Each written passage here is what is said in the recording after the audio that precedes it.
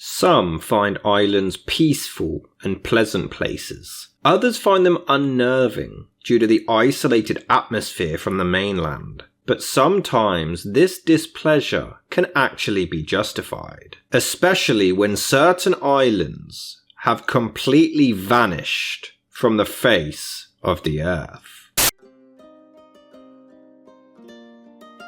Between September the 14th and 15th, in 1774, Captain James Cook was off the coast of New Caledonia when he made a record of an island he named Sandy Island at these coordinates. 2 years on, and it was even published in the chart of discoveries made in the South Pacific Ocean. These coordinates are now part of the existing reef that encases New Caledonia, but strangely, no such island exists there. 102 years after the sighting, and a whaling ship by the name of Velocity also made a report of the exact same island, which only differ slightly from James Cook's, but these take us instead to slightly further into the Coral Sea, where again no such island resides.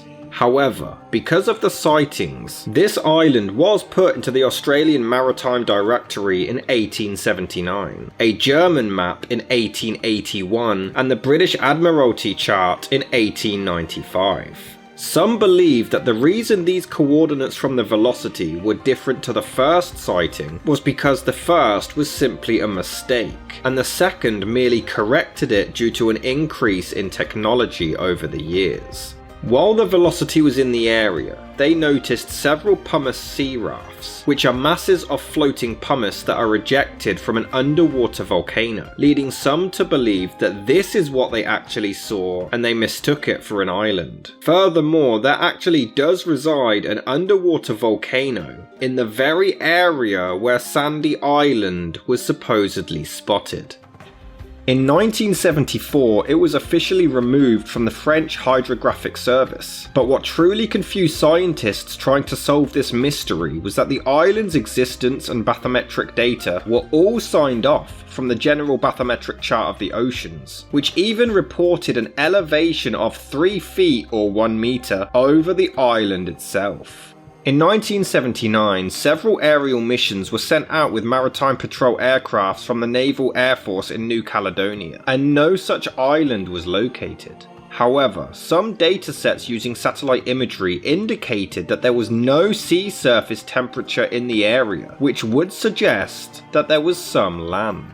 Though others do believe a landmass was applied to differentiate between land and water, and this was simply an error in the system. It remained in the Times Atlas of the World as far as 1999, but the following year some radio enthusiasts decide to try to expose the island once and for all.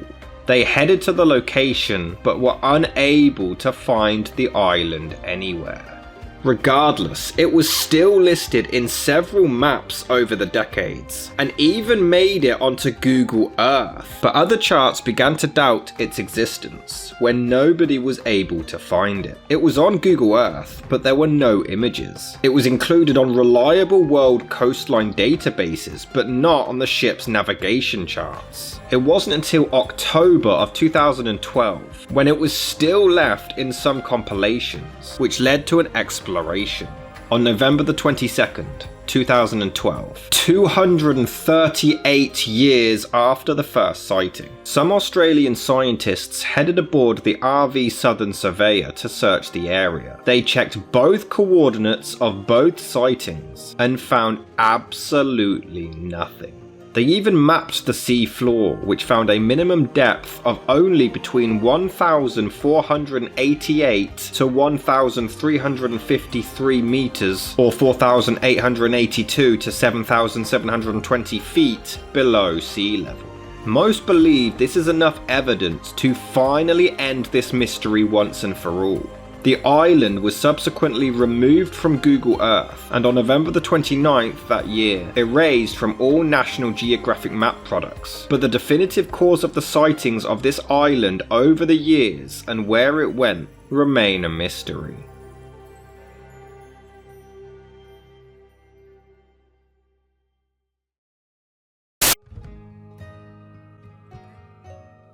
Sometime between 330 and 320 BC, Greek explorer Pytheas documented a visit of northern Europe, claiming to have covered the entirety of Britain on foot. He claimed that during this time he also visited a place called Thule, which he claimed no longer had any proper land, sea or air, but more of a mixture of all three, with the consistency of a jellyfish. He claimed that you were unable to walk on the surface or sail. It was supposedly a 6-day sail north of Britain, near the frozen sea, but many do dispute this claim as merely an exaggeration, as during this time period, other reports of Britain and Ireland do mention other nearby islands, but none by the name of Thule. It's supposedly northerly of the Britannic Islands, the furthest north, though most believe this would be uninhabitable. Despite this, Pytheas claimed that there were inhabitants who lived off of millet, herbs, fruits and roots, grain and honey, but that there was no pure sunshine on the island whatsoever. By the 1st century, Roman geographer Pomponius Mela also reported the island's existence, and claimed that it was north of Scythia.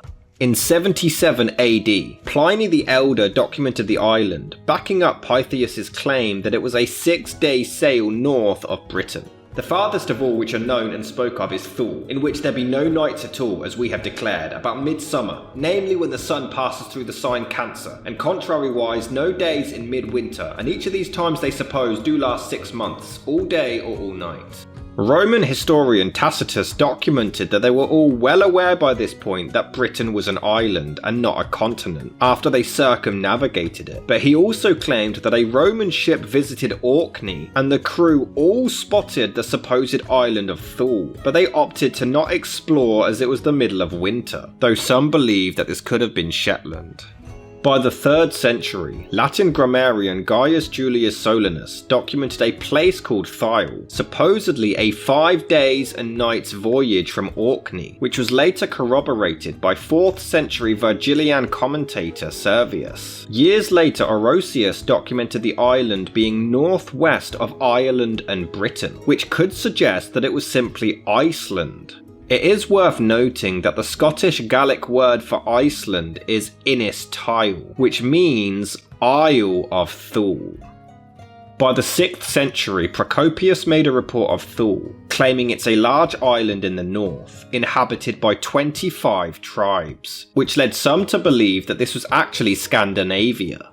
Ultima Thule is an island of the ocean in the northwestern region, beyond Britannia, taking its name from the sun because there, the sun makes its summer solstice and there is no daylight beyond this, hence its sea is sluggish and frozen. During the late Middle Ages, some scholars believed Thule was Iceland or Greenland, but by around 825 AD, Irish monk Dyquil wasn't convinced this island really existed.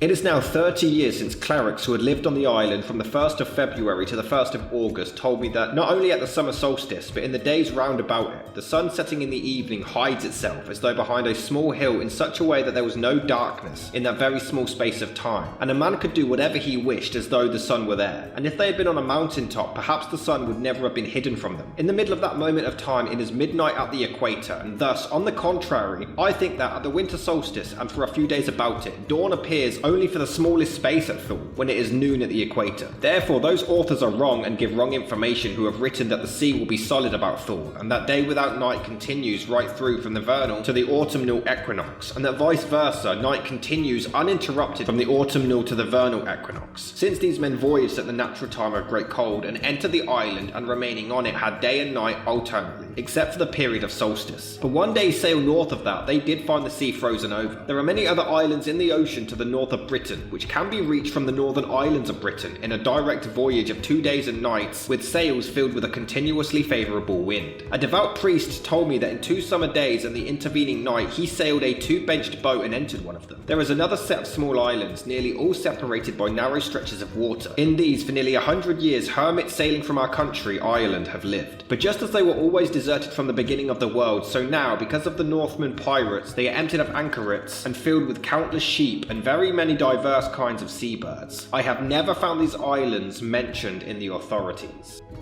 By the 1700s, British surveyor Charles Vallancey concluded that the island was most likely Ireland, but in 1775 Captain Cook reported Thule as being in southern latitude of the South Atlantic Ocean, which is now the South Sandwich Islands. Coincidentally, one of them is actually called Thule. In 1910, explorer Knud Rasmussen had established a missionary and trading post on Greenland, and named it Thule, after the island that nobody could seem to definitively find. In 1976, Lennart Meri claimed that he believed Thule was the island of Saaremaa in Estonia. The supposed inhabitants allegedly had a similar dialect to certain words in Estonian and other Finnic languages. Furthermore, Estonian folklore says that Saaremaa was once a place where the sun went to rest, matching up with the previous reports of Thule. But by 2010, scientists finally decided that the sightings of the island were all down to miscalculations, and that the correct location makes Thule actually the Norwegian island of Smøla.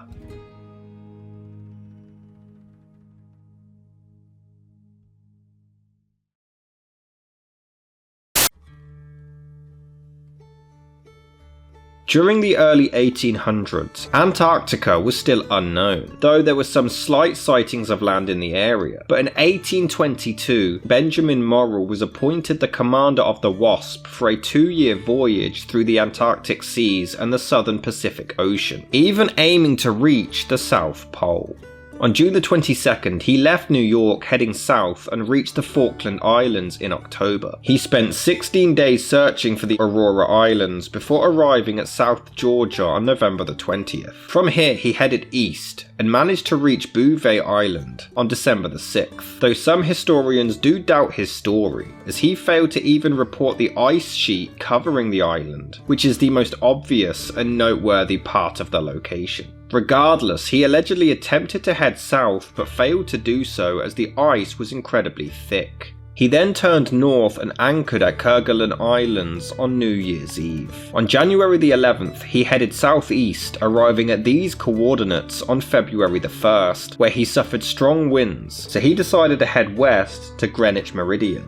Like before, many dispute this story, as this means he would have had to have sailed 3,500 miles in just 23 days. And from his records, 900 of those miles would have had to have been covered in just 4 days. However, he didn't record this data until 9 years after the voyage, so it's possible that he may not have had access to his ship's log anymore and only recorded this by memory, which may have been inaccurate, though others claim he may have just exaggerated his story to impress people, while others have said covering that distance in that amount of time would have actually been possible, just very difficult.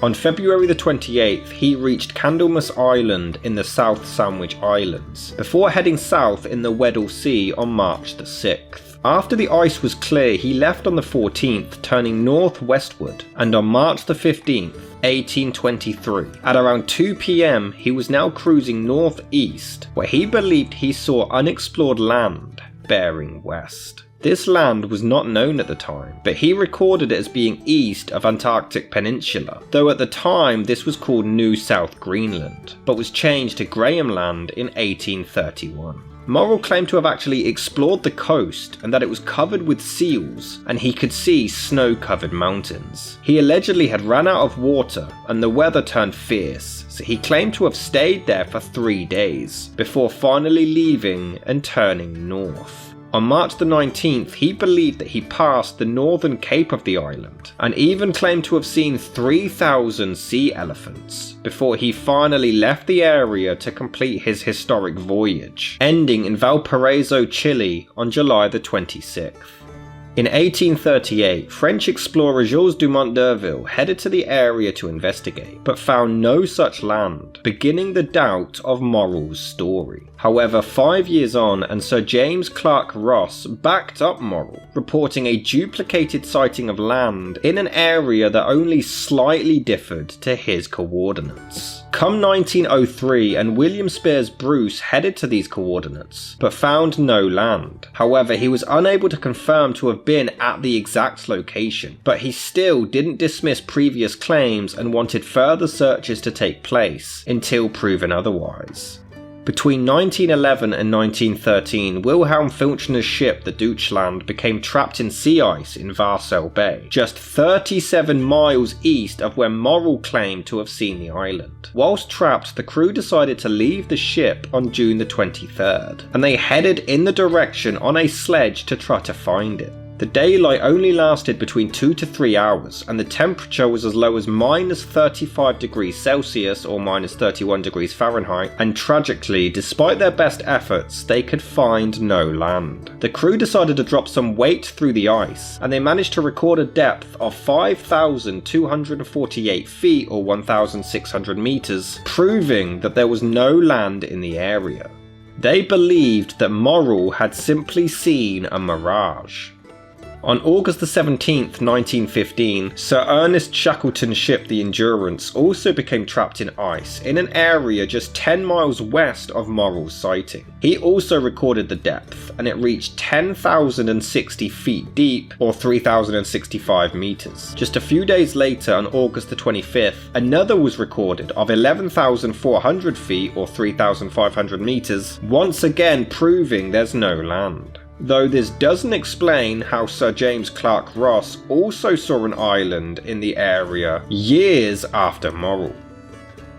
A popular theory was that Morrell and his crew may have had too much rum and imagined the whole thing, or an island was used as a hoax to lure enemy ships away. Furthermore, large ice masses carrying rocks or debris can sometimes resemble islands, as well as land that has become submerged after volcanic eruptions could have been the cause, or simply the crew providing the incorrect coordinates. In addition, distant flat coastlines or ice edges can sometimes appear to have tall cliffs or mountain valleys, and mirages can distort these, giving off the illusion of an island. However, Sir James Clark Ross had a very positive reputation, and his claims would have been taken incredibly seriously. His sighting was even recorded on maps and Admiralty charts, so though many discounted Morrell's claims, it was Ross's they were setting out to try to prove. In 1922, Frank Wild led an expedition to the location of Ross's sighting, but unfortunately they were stopped by ice and were unable to reach the exact same location.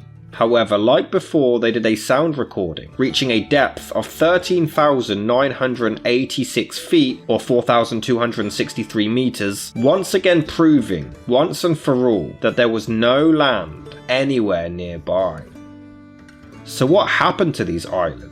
Were they genuine sightings, or exaggerations from those involved? Hallucinations due to the hysteria of living at sea, or were they floating ice? Or is there another explanation as to just how so many islands could have been reported over the centuries by so many people, only for them to suddenly vanish off the face of the earth without a trace? The planet is so enormous and the ocean so vast that it continues to raise mysteries, and despite centuries of expeditions, the entire world, sea and land, will continue seeking answers.